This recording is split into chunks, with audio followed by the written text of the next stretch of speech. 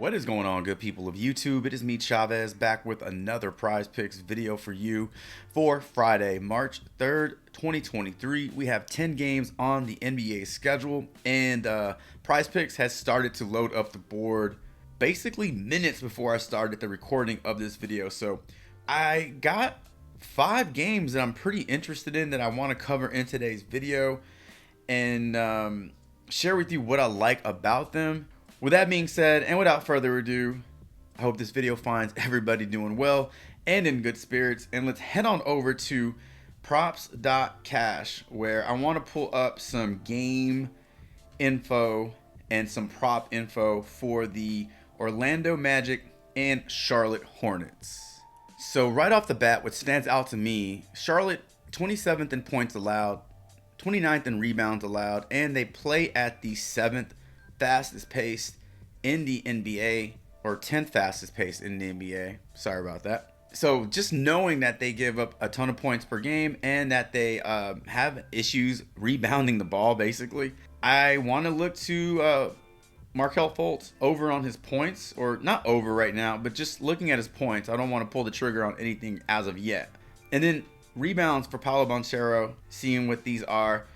Got him at 7.5 over on props.cash. If we head on over to Prizepicks, we can see that they are 7.5, and Fultz's points are 14.5. Now, on the Charlotte side, they played their first game without LaMelo Ball. It really didn't go the way I thought it was going to go, where I thought Rozier would soak up all the usage. In fact, it was Kelly Oubre who took the second most shots in the game, two shots behind Devin Booker. So rather than Rozier soaking up the usage, it looks like Rozier and Oubre will be soaking up the usage. Once we get some props on the board for the Hornets, we can look and see where Oubre and Rozier fall. I mean, with Oubre taking so many shots and dominating the usage, maybe we get a discount on Rozier's points. Maybe we can get him around 20.5. That'd be fantastic. So let's move on into the Portland Trailblazers and the Atlanta Hawks game. All right, a few areas that stand out to me for the Atlanta Hawks and the Portland Trailblazers. When you pull up their game stats over on props.cash, we can see that the Atlanta Hawks play at a pretty fast pace, number 7th in the league in pace, but this is where they rank in terms of rebounds. Also, they give up quite a few points per game. This kind of lines up in favor of Dame Lillard. Looking at his points prop right now, set to 36.5, and then on the other side, we can see that the Portland Trailblazers don't play at such a fast pace, 25th fastest paced in the NBA, but the Portland Trailblazers are currently 25th in the league in assists allowed. And then we already saw what Trae Young's assist line will be set at, 10.5 over on Prize Picks, and it lines up to what we see over on props.cash, 10.5 right here. So Portland gives up a lot of assists a game. Trae Young likes to dish out assists. That looks great. And then on the other side, Atlanta gives up a lot of points per game. And then Dame Lillard likes to score a lot of points per game. So these right now look really good and make a lot of sense. One play that I'm interested in is Matisse Thybulle over on points. Ever since coming over to Portland, he's been a different player. Not the same guy we're used to seeing in Philadelphia. He's scoring more. He's taking more shots. He's blocking shots. He's stealing. He's grabbing rebounds and boards. So he's looking like an all-around good NBA player in Portland. Looking at Prize Picks right now, they have his points set to 8.5. I really like that. One last prop that I'm interested in this game is the under on Dame Lillard's rebounds and assists. Pulling up everything on props.cash, he's only hit this prop in 2 out of his last 10 games. He's just not called on to do a lot of that stuff. Rebounds and assists. He's scoring a lot.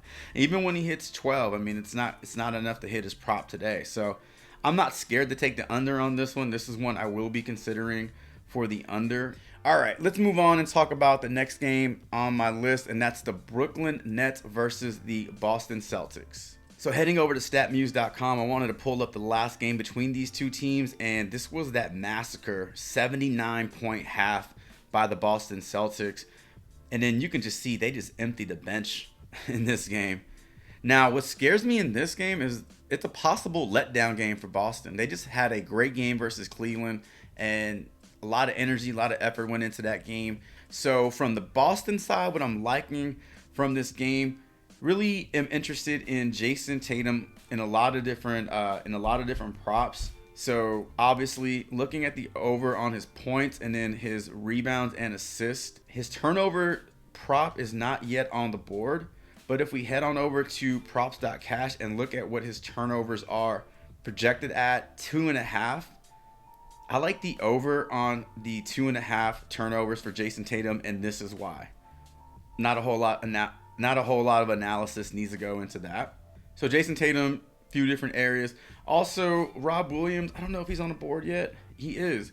So interested in the points and rebounds for Rob Williams, seeing that he damn near put up a double-double in their last game in less than 20 minutes. He just played over 30 minutes versus the Cavaliers. If he can stay on the court for over 25 minutes this game, I think the 18.5 over on points and rebounds is within reach.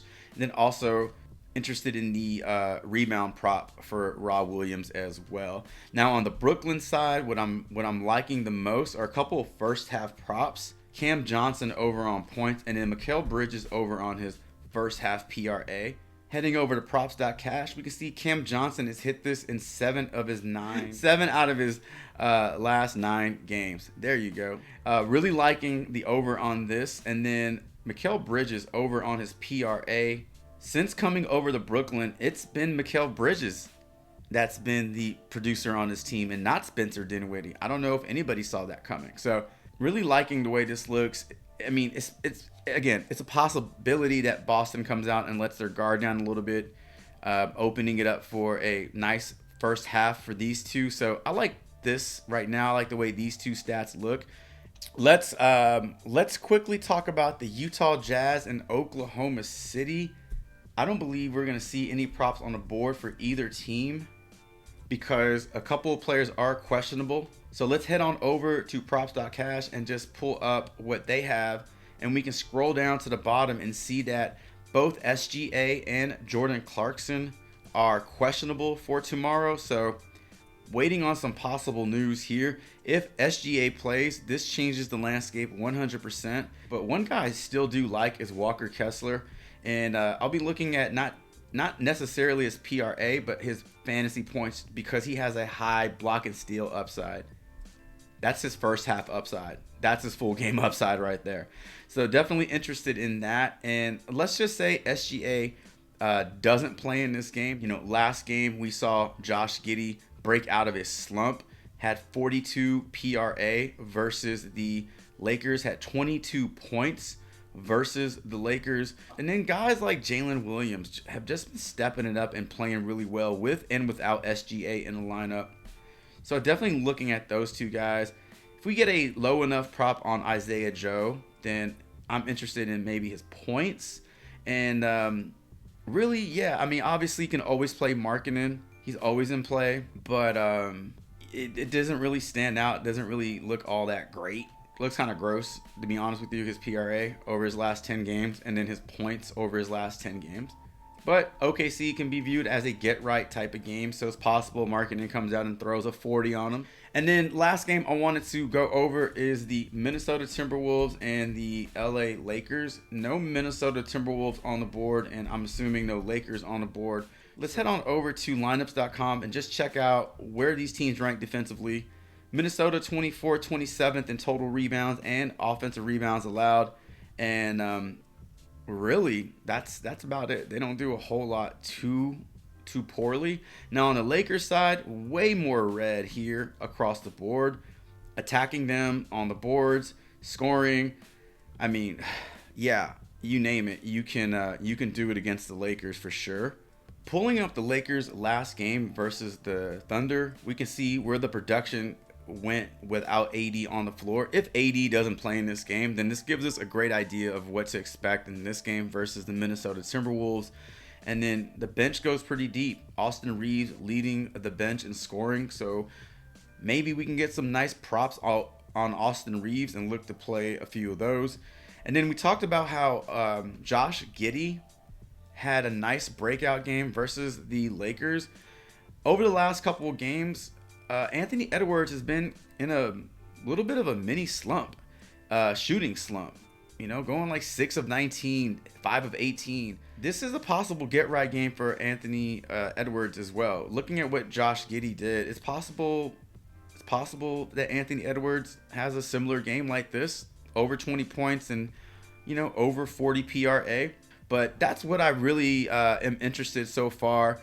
But ladies and gentlemen, that is going to do it. Thank you so much for stopping by the channel, checking this video out, spending a few moments with me, talking some player props over on Prizepicks. Drop me a comment below letting me know who you have your eyes on for tomorrow's 10-game slate. Also, let me know what you think about my super high-level looks and observations into the 10-game slate. And as always, I really appreciate your support. The likes, the subs, the comments. It means so much to me in helping this little channel get a bit bigger every single day. And until my next video, the final look video, Chavez is